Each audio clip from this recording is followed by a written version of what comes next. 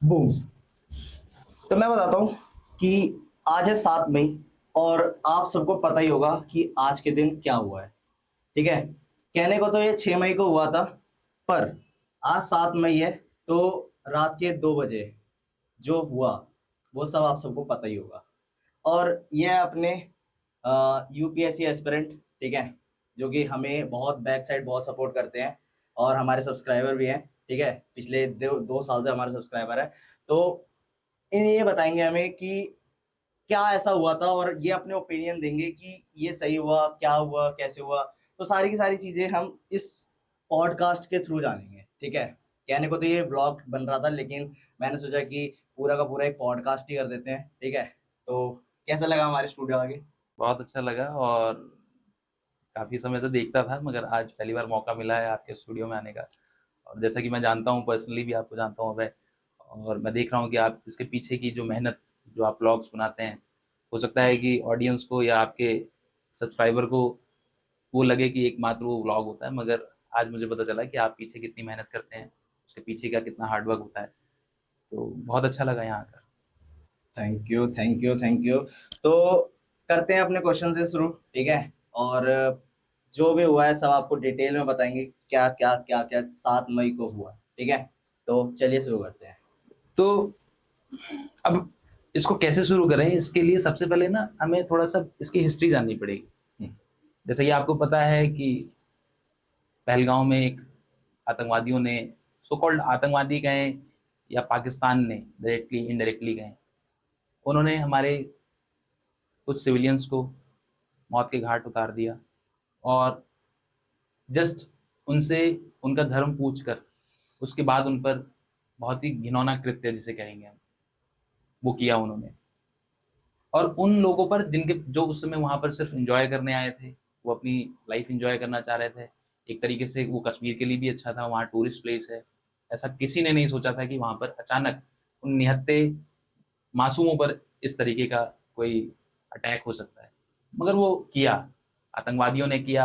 लोग कहते हैं आतंकवादियों ने किया, बट हम सभी जानते हैं कि ये इसके पीछे हमेशा की तरह पाकिस्तान ही रहता है और वो पाकिस्तान ही उनको फंड करता है।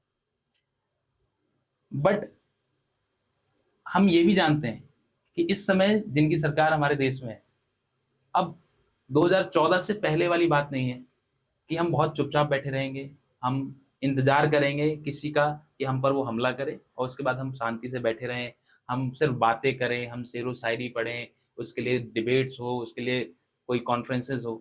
बट अब वो समय चला गया है। अब भारत का एक नया दौर है जो इंस्टेंट एक्शन पे बिलीव करता है। और ये देखा हमने पिछले, आप कई सालों से देखोगे कि जब से 2014 से मोदी जी की सरकार आई है, बीजेपी की सरकार आई है, आप देखोगे कि उरी में इंडिया ने अटैक किया।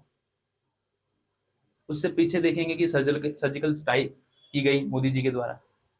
और अब ये हो सकता है, पहले के जो अटैक्स हुए हैं उसमें तो पाकिस्तान एक्सेप्ट भी नहीं करता था कि नहीं नहीं ऐसा कुछ नहीं हुआ हमारी कंट्री में।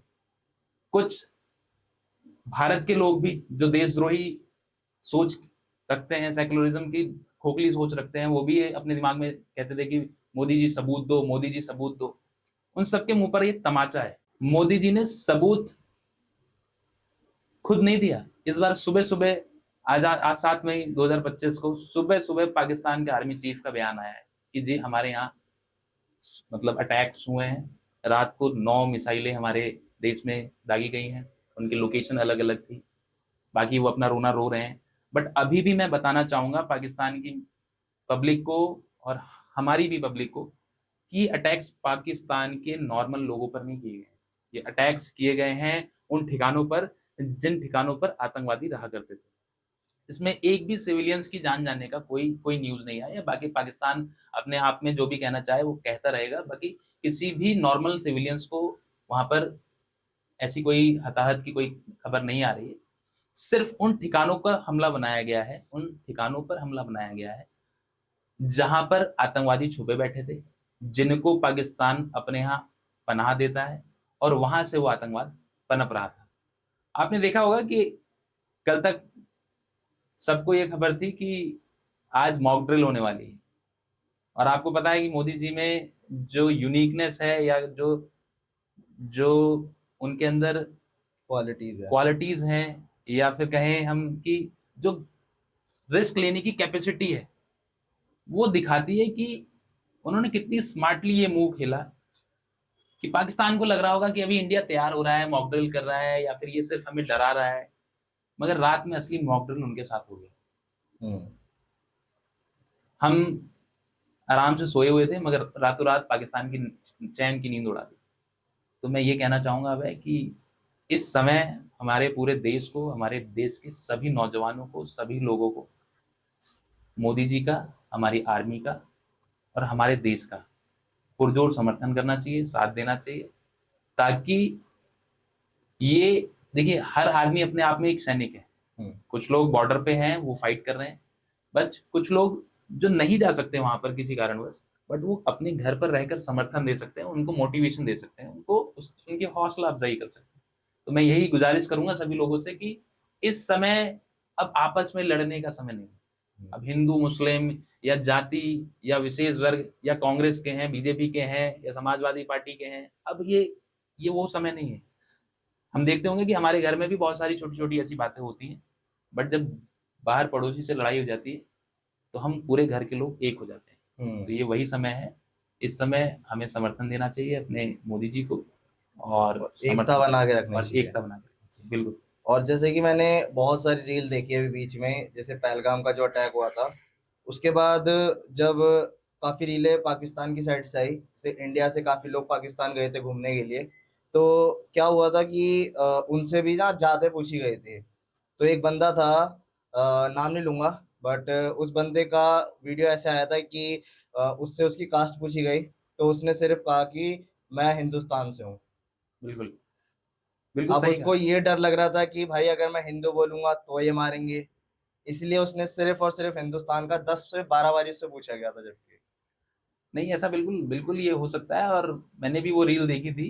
एक्चुअल में क्या था कि उसे डर, हो सकता है कि डर भी लग रहा हो, मगर मुझे ऐसा लगता है कि वो बहुत आत्मविश्वास से था, क्योंकि हम जब भी कहीं बाहर जाते हैं तो हम अपने पूरे देश को रिप्रेजेंट करते हैं। और जब हम बाहर जाते हैं तो हम ये नहीं बोलते कि हम हिंदू हैं, पंडित हैं, या वैश्य हैं, या क्षत्रिय हैं, या और भी अन्य धर्मों के, हम हिंदू हैं, सिख हैं, ईसाई हैं, हम हिंदुस्तानी हैं। और जब हम किसी दूसरे देश में जा रहे हैं तो हम एक हिंदुस्तानी के रूप में वहां पर रिप्रेजेंट कर रहे हैं। तो बिल्कुल सही जवाब दिया उसने, और यही बताता है कि पाकिस्तान की जो ऊंची सोच है, क्योंकि देखिए इस समय पाकिस्तान की जो हालत है वो किसी से छुपी नहीं। हाँ, वो सिर्फ कर्ज में चल रहा है, उसके पास अपने खुद के खर्चे संभालने का भी फंड नहीं है, उनकी इकोनॉमी जो है पूरी तरीके से ध्वस्त हो चुकी है। चाइना उसे फंड करता है, सबको पता है, बैक गेट से। यूएस भी बहुत फंड करता था, बट अब यूएस ने, जैसे कि ट्रंप ने फैसला लिया कि वो अब इतने फंड्स नहीं देगा, क्योंकि उनको समझ में आ चुका है कि ये लोग आतंकवाद को पालते हैं उस फंड से। तो ये वो समय आ चुका है कि अब चाइना के बारे में पूरा इंटरनेशनल जो जो सारी कंट्रीज हैं वो समझ चुकी हैं इंडिया के बारे में, पाकिस्तान के बारे में और चाइना के बारे में। उनको सबको समझ में आ गया है कि अब इंडिया एक बहुत ही अपकमिंग डेवलप्ड कंट्री बनने जा रहा है। और आने वाले कुछ सालों में आप देखेंगे कि अगर मोदी जी की सरकार रही, और मैं तो मानता हूं कि उनकी सरकार रहेगी, तो हमारा देश बहुत आगे जाने वाला है, तीसरी बड़ी इकोनॉमी बनने वाला है। और अब हमारा कंपटीशन पाकिस्तान से है ही नहीं, क्योंकि अब हम उसे कंपटीशन लायक समझते ही नहीं। तो पाकिस्तान अब क्या करता है, छोटी छोटी हरकतों से करने के लिए वो लाइमलाइट में आना चाहता है। वो कहते हैं ना कि bad publicity is also good publicity, तो कुछ ना कुछ तो करना ही है उसको। तो वो नॉर्मल पब्लिक से ये सारे सवाल पूछता है, और उसके बाद फिर वो सोचता है कि मैं लाइमलाइट में आ जाऊंगा। बट मुझे लगता है कि ये कुछ ऐसे एक दो अटैक और हो जाए तो फिर पाकिस्तान अब उस लायक भी नहीं रहेगा कि वो अपने आप को किसी इंटरनेशनल पटल पे रख नहीं सके। और बीच में एक और न्यूज आई थी कि इंडस रिवर जो है, जी, उसको उसको रोक दिया था। इंडिया ने। हाँ, नहीं, अब तो आप तो इंडस रिवर की बात कर रहे हैं, चेनाब नदी जो है, हाँ, वो सारी की हाँ, सारी झेलम हाँ, को भी झेलम। रोक दिया गया है। और आप देखेंगे कि इसमें ये सारी चीजें दिखाती हैं कि कलेक्टिव जो स्ट्रेटेजी होती है एक देश की, सबसे पहले हमने उन्हें पानी के लिए तड़पाया। हमने दिखाया है कि हम उनको, जब पानी की सप्लाई बंद हो जाएगी तो कंट्री अपने आप परेशान हो जाएगी। उसके बाद फिर हमने इंटरनेशनल पटल पे भी ये जाके बात रखी कि ये लोग कैसे हैं, ये लोग किस तरीके से जो फंड देती है और भी इंटरनेशनल जो कंट्रीज हैं वो जो इनको फंड देती हैं, किस तरीके से ये उसका मिसयूज करते हैं। और फिर एक जब माहौल तैयार हो गया तो आपके सामने है सब कुछ। कल रात 2:30 बजे जो स्ट्राइक हुई है, अब उसके आगे कुछ कहने की जरूरत ही नहीं। सही बात। अब आगे क्या लगता है कि क्या हो और हो सकता है, क्योंकि आज तो बस 7 है और जैसे कि 7 मई को ही कहा गया है, तो अभी 7 मई खत्म तो हुई नहीं है। देखो आगे क्या क्या हो सकता है।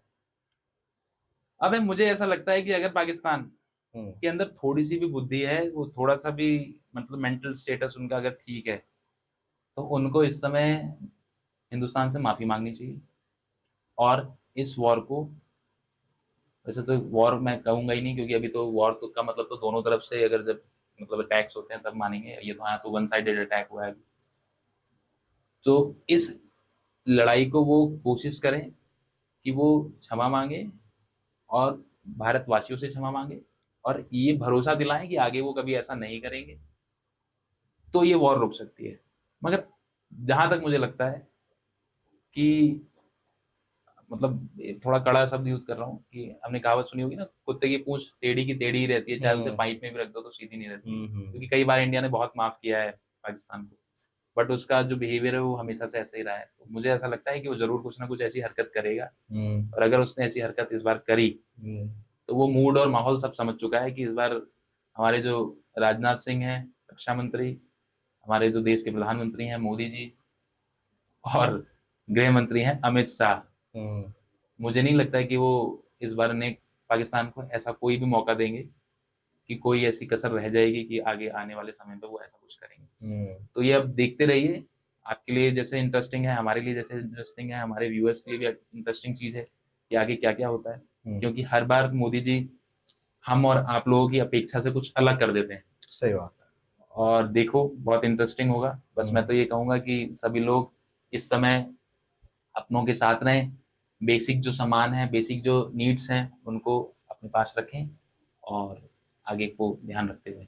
तो भैया मेरे को एक और बात बताओ, जैसे कि ये वॉर हो रही है, तो इसमें मिडिल क्लास के लोग जो हैं उन्हें क्या क्या ध्यान रखने वाली चीजें हैं कि उन्हें क्या क्या प्रिकॉशंस रखने चाहिए या फिर क्या कैसे रहना चाहिए उन सबको।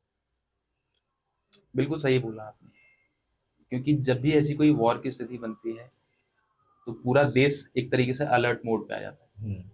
और जब पूरा देश अलर्ट मोड पे आ जाता है तो एक तरीके से पूरा देश फाइट कर रहा होता है।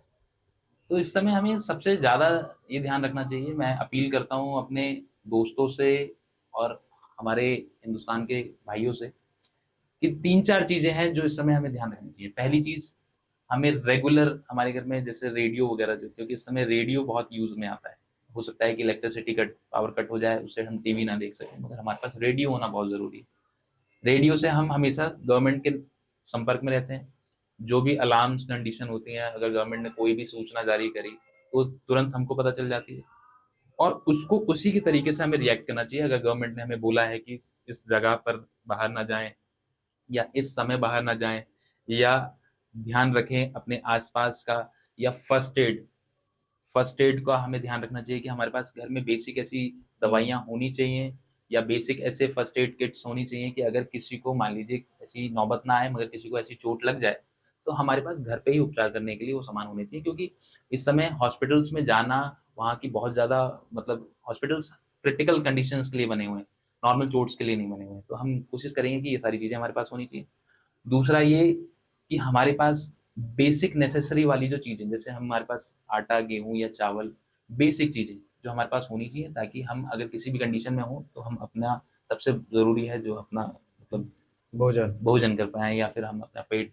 क्योंकि हो सकता है कि आप या हम तो चलो बड़े हैं, हम 1 दिन या 2 दिन या 3 दिन भूखे रह सकते हैं, मगर सभी के घरों में छोटे-छोटे बच्चे होते हैं, वृद्ध भी होते हैं, तो उनके लिए एटलीस्ट ये सारी चीज़ें प्रिकॉशंस रखनी चाहिए। तीसरा, अगर कहीं आग लग जाए तो आग लगने के समय हमें ध्यान रखना चाहिए कि हमारे पास बहुत छोटे ही अगर मान लीजिए फायर जो एक्सटिंग्विशर। हाँ, अग्निरोधक जो होते हैं वो होने चाहिए ताकि हम उनका यूज कर सकें और छोटी मोटी आग को बुझा सकें।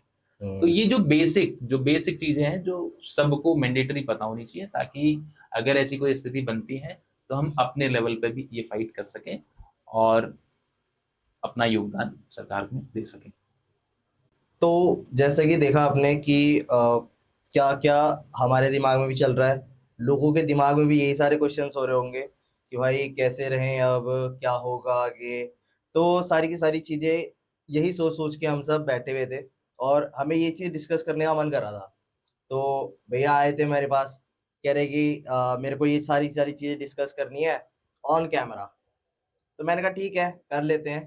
तो देखो, अगर आपके भी कुछ पीओवीज वगैरह हो या फिर आपका भी कुछ ओपिनियन है, तो आप सब मेरे को कमेंट सेक्शन में बता दो, ठीक है। और अगली वीडियो कैसी चाहिए, ऐसी चाहिए पॉडकास्ट वाली या फिर अगला व्लॉग चाहिए कुछ तगड़ा सा, तो मेरे को कमेंट करके जरूर बताना। तो भैया थैंक यू अभी अबे, मैं मतलब बहुत खुश हुआ आपने ये चीज़ें करी और पब्लिक को इस तरीके से अवेयर किया, और मैं चाहूँगा कि आप इसी तरीके की रेगुलर अपडेट्स देते रहें, क्योंकि आपकी मैं वीडियोज़ का हम वेट करते हैं। और कई बार ऐसा मतलब मैंने आपके कमेंट्स भी पढ़े हैं, तो कई बार लोगों को शिकायत होती है कि आप रेगुलर नहीं हो पाते हैं। तो प्लीज़ हम्म आप रेगुलर होएँ और देखो, कोशिश करें। रेगुलर रहने की तो बहुत कोशिश करता हूँ। अब जैसा भैया ने देखा कि कितना टाइम लगता है एक सेटअप करने में, तो उस हिसाब से मैं एक वीडियो एडिट करने में मेरे को कम से कम 2-2 दिन लग जाते हैं, कभी 3-3 दिन लग जाते हैं। तो इस वजह से ना कि व्लॉग मेरे लेट आते हैं, क्योंकि मैं इंस्टाग्राम भी संभाल रहा हूँ, यूट्यूब भी संभाल रहा हूँ, तो ये सारी की सारी चीज़ें मैनेज करने में ना थोड़ा टाइम लग जाता है। चलिए, hope for the best. Okay अबे, बहुत ओके, अच्छा लगा मिलके। ठीक है।